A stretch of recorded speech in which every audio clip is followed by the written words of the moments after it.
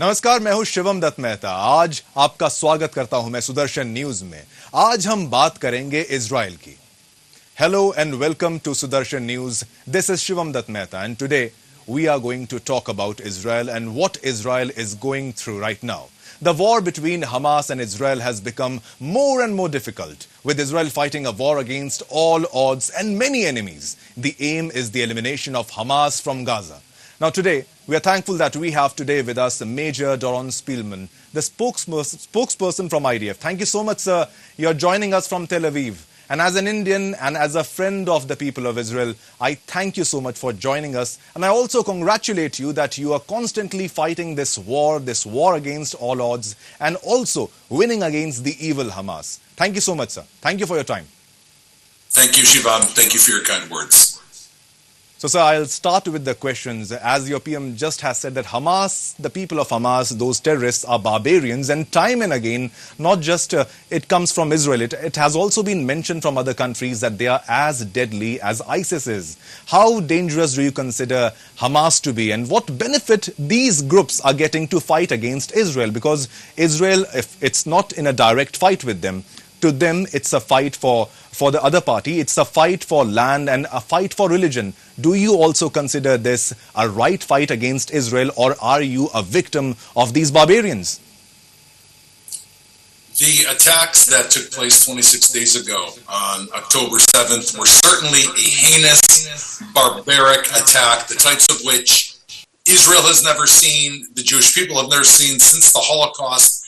The only reference we have to such barbarism, the raping of women, both living and dead, the massacring of men, women, and children, burning their bodies, taking hundreds of people back to as hostages, going from 9-month-old babies taken from their parents to 85-year-old women.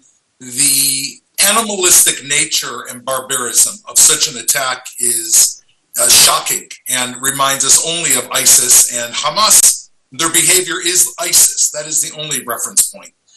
The danger of Hamas is just that they have no conscience.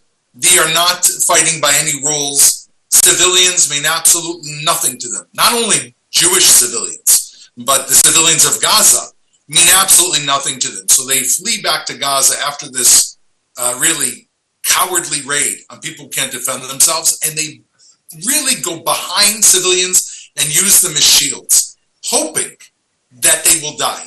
Because when they die, they will hold up a flag saying human rights disaster. The world, they hope, will pressure Israel. Then Hamas will hide beneath the ground, reorganize, restructure, and attack again.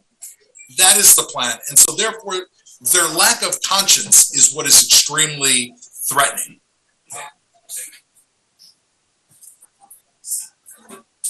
This was the thing that comes in the final stage of any war. Like, you have been constantly bombarding the Gaza Strip, especially the Hamas, but now you have started entering through the Gaza border. Have you all, and like how many soldiers, if you can give us an explanation, how many soldiers have really entered the Gaza Strip? We have seen that your tanks have entered, and we have an estimate that around 3-kilometer radius is what the IDF soldiers have entered inside Gaza. But can you give us more details about that, and why ground operations have started right now? Do you want to completely annihilate, destroy, and eliminate Hamas from Gaza Strip? Is that the aim? What are the reasons for ground operations, sir? Following the massacre on October 7th, it was a clear, Hamas gave us no other solution but to seek their absolute destruction.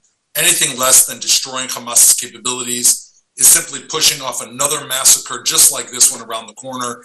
And the Israeli people and the army, the military, are never going to allow this to happen again. So yes, we are going to destroy Hamas, which today we are deep inside of Gaza with combined forces, both infantry, armored brigades, intelligence, and aerial support. We are fighting in very close quarters. That sometimes it is hand-to-hand, face-to-face combat.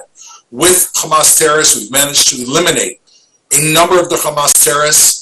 Just yesterday, we took over a command headquarters from Hamas in the western side of the Jabalia camp, which was a base used by Hamas to send their terrorists into Israel. This has come at a very difficult cost in terms of fighting. We have also lost soldiers and notified families of the loss of Israeli soldiers. And the goal is to root out Hamas from within those civilians and eliminate them. And our forces have made great headway in terms of doing that. So if I can get a number of how many IDF soldiers are martyred, have been martyred in these operations, if you can give us a number about the number of soldiers, if you can disclose it. Due to sensitivities with the families, notifying families, I cannot give you an exact number.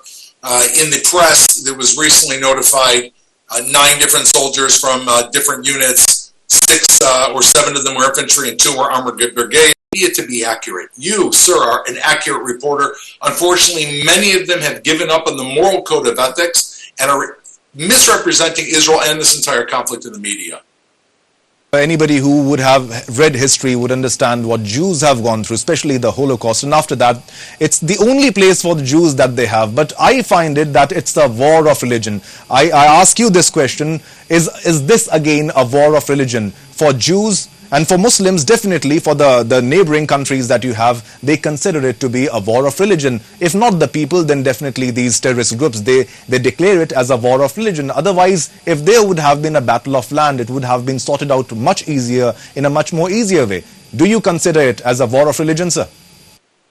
We are not approaching this in general terms. We're not looking to loop anybody into one side of this conflict or another. We are the Jewish state. We know that we have a very strong ethical, moral, and spiritual code.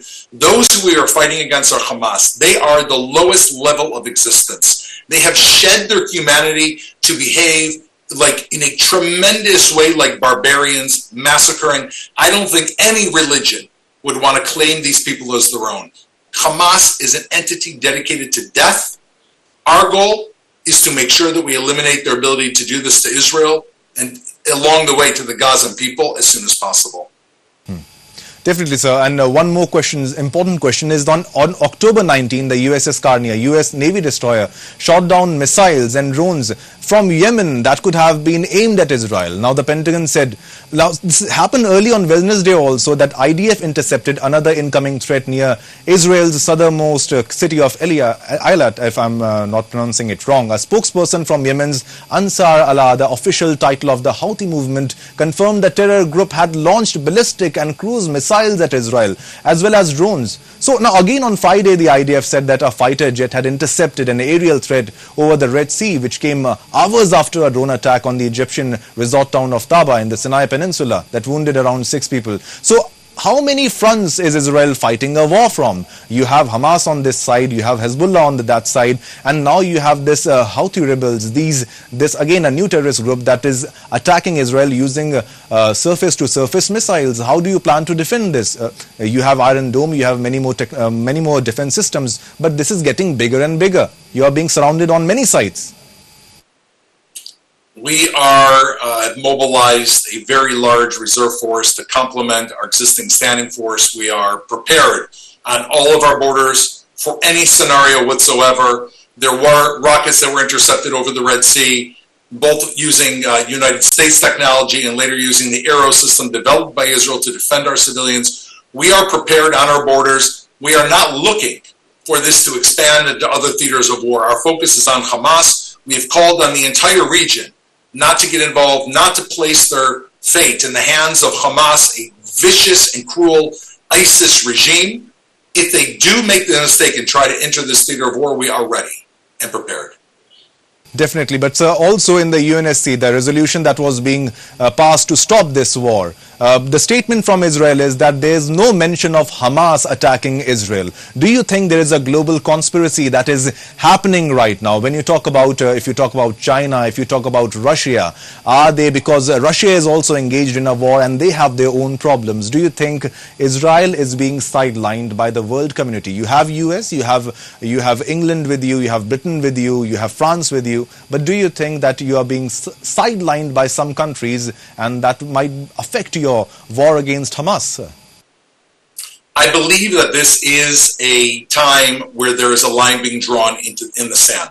There are those who are going to stand for the truth and for justice, that is for Israel, and there are those who are going to allow their other concerns that are not military, not factual concerns, to put them on the side against Israel and joining Hamas. This will be a time that's remembered throughout history, and I caution those countries. You will go down in the history books as having represented a murderous regime that is the wrong side. Join the correct side, the side of facts and the side of truth, which is the Israeli side. We did not ask for this war. We are defending ourselves. We are following through what any moral country would do, and you will go down in history as having made the right decision. Who voted in its favor. It might be a sorry state for Israel because this happened, and while you are fighting this war, 14 were against it and 45 abstaining, including India. How do you consider the stand of India when it comes to the Israel-Hamas war? We are never with another terrorist group. We have supported, the Indian stand has been with the Palestine people like Israel has, but nobody can support a terrorist group. So what do you consider the stand of India when supporting the war against this terrorism, sir? India is a great friend of Israel. The people that deal with this are more on the diplomatic and political level. I am focused on the military level. We are focused with the destruction of Hamas. Any support that is being given by our friends is enormously appreciated and will be remembered. And we thank you for your support and for this interview, for everything you are doing for the state of Israel. Small question, if you can spare some time. Is Southeast Gaza a safe zone? You have asked people to move to South Gaza, if I'm correct. What is there? Are there proper arrangements for them? Can the Palestinian people, because you're also mentioning that the Hamas is stopping people from moving from that location to that location. So is there enough resources? Is there enough security for them? There are enough resources. Hamas has been stockpiling medicines, fuel, and essential elements for months and months. There's enough to go around for the entire Gaza population. They say that they are the protector of Gaza. Let's have them give the needed supplies to the Gazan people. Thank you very much for the interview. Thank you so much for your time, Doron, sir. Thank you so much. And we again thank you for your time. And we would like to say that we hope that you win this war against terrorism. Amen. Thank you. Tel Aviv, and we thank him for his time. And time and again, we have been speaking about what Israel is going through, and Israel is fighting a war against Hamas. And it's a deadly war. The end doesn't seem to be near because it's growing bigger and bigger, tremendous, and it's growing more dangerous with Hamas using tunnels to attack Israel, the IDF. And when it is going to end, only time knows, because we have also seen in the Russia-Ukraine war that people used to say that it will end in 2 days, 1 week or 1 month, but it continued for a very, very long time. Thank you so much. This was Shivam Dutt Mehta for Sudarshan News, and we will again bring such special guests who are fighting the war from Israel, and we will give their opinion a chance to be seen by the